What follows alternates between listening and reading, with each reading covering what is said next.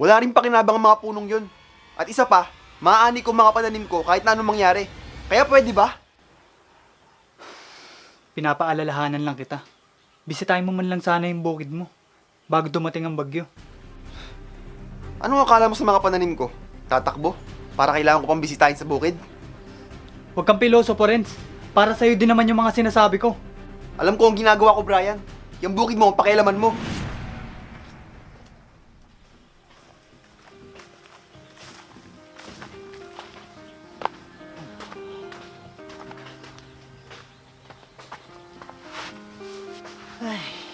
Nakakapagod.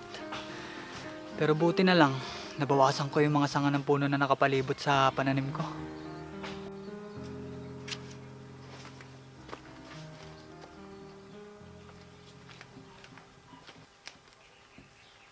O Brian, nandiyan ka na pala.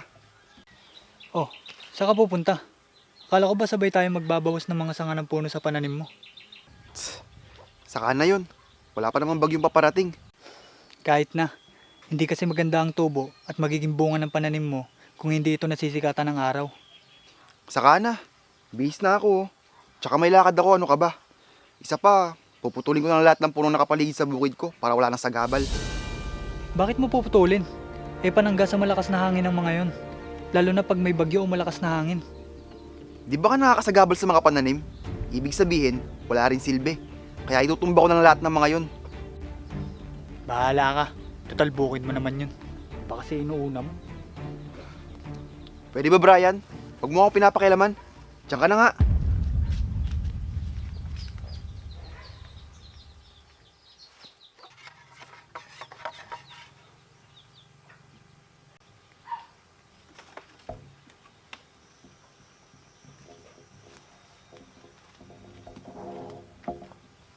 Oh, pare JR.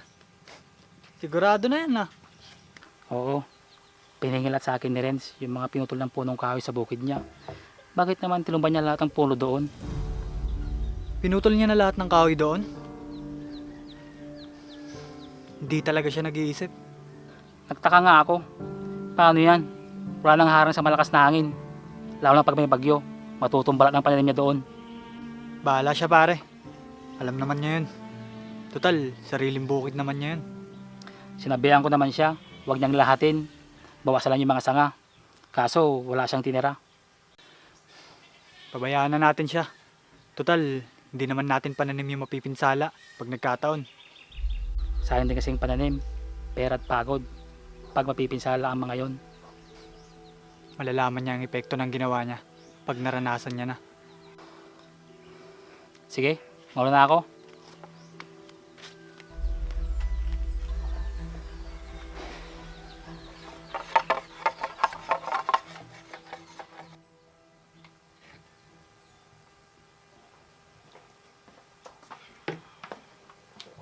Orange, saan ka na naman pupunta? May bagyo na't lahat. Aalis ka pa rin? Ano naman kinalaman ng bagyo sa lakad ko? Hindi mo man lang bibisitahin ang bukid mo? Dito ang sentro ng bagyo, Renz. Ano ka ba, Brian? Bisitahin ko man o hindi ang bukid ko. Magbabago ba ang direksyon ng bagyo? Hindi ka ba kinakabahan sa mga pananim mo? Ilang linggo na lang aani ka na. Tapos, pinutol mo pa lahat ng pananggalang sa hangin doon. Wala rin pakinabang ang mga punong yun. At isa pa, maaani ko mga pananim ko kahit na anong mangyari. Kaya pwede ba? Pinapaalalahanan lang kita. Bisitahin mo man lang sana yung bukid mo bago dumating ang bagyo. Anong akala mo sa mga pananim ko? Tatakbo? Para kailangan ko pang bisitahin sa bukid? Huwag kang pilosopo, Renz. Para sa'yo din naman yung mga sinasabi ko. Alam ko ang ginagawa ko, Brian. Yung bukid mo, ang pakialaman mo.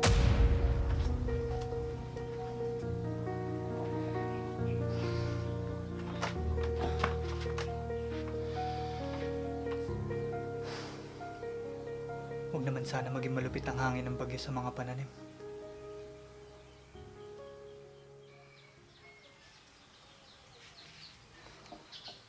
Mabuti na lang pare. Hindi ko pinutol yung mga punong nakapaligid sa bukid ko. Kahit papano, may sumangga sa malakas na hangin ng bagyo. Ako nga din pare, muntik ko nang putuin lahat yun. Pare panggatong. Mabuti na lang.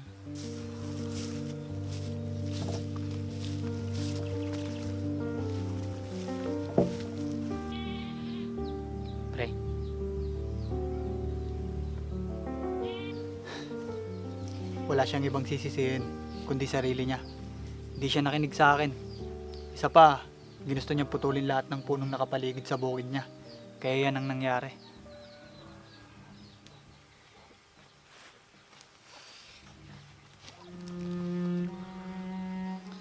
Renz, nalulungkot ako sa nangyari sa mga pananim mo. Kung nakinig ka lang sa akin, hindi mangyayari ang ganyan. Isa pa, inunam ako sa yung pagbubulakbol kaysa asikasuhin yung bukid mo. Akala ko kasi, hindi naman nangyayari dati sa mga pananim ko yung ganun.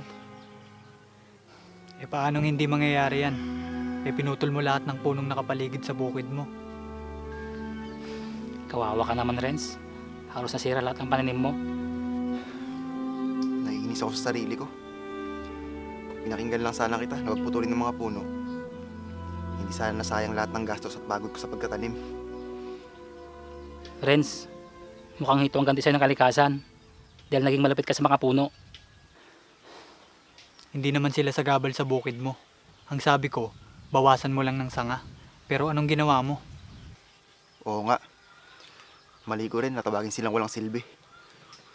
Wala namang masama kung susulot ka paminsan-minsan para hindi nangyayari ang ganito. Mahirap kalaban ng kalikasan, Renz. Tandaan mo yan. Dahil pag ang kalikasan ng gumante, malupit, halos wala siyang ititira sa'yo. Tama ka, Brian. Ngayon alam ko na. Mabuti pa kayo. Hindi na paano mga pananim nyo. Mabuti nga hindi ko rin pinutol yung mga punong kahoy na nakapaligid sa bukid ko dahil malaki ang pakinabang ko sa mga yon.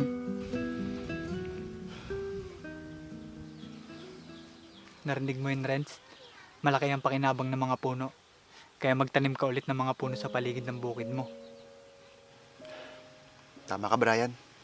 Magtatanim na lang ako ulit ng puno doon. Huwag ka mag-alala. Nandito naman kami ni Paring JR para tulungan ka magtanim ng puno. Oo, tama. Maraming salamat sa inyo.